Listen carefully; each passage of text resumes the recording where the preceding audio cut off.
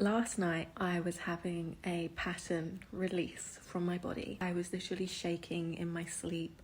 There was so much fear and anxiety just absolutely permeating my body. And in that state, I couldn't remember how to find peace. And all I wanted was for this anxiety and this fear to just disappear. And whilst I was in that place, just like, please let this end, please let this end, please let this end, thankfully God reminded me that I am resisting the pain. And this is one of the most beautiful lessons that I have learned on this journey, is how when we resist the stuff that is coming up, that's exactly what is keeping it alive and keeping it continuing to repeat and repeat and repeat for days, weeks, years to come.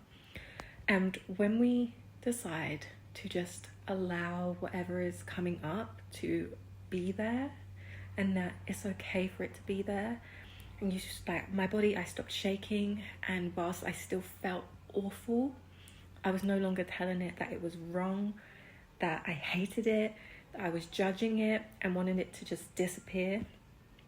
And when I just allowed it to be there and I just sat with it, again, this always happens. It's the most amazing thing how your perspective, who you identify with, goes from identifying with the pain and the pattern to ending up sitting back into the seat of awareness. And then from there, you are the loving space that is holding all of the emotions. And 9 times out of 10, it fades away and it leaves and it's released. And the pattern is no longer functioning.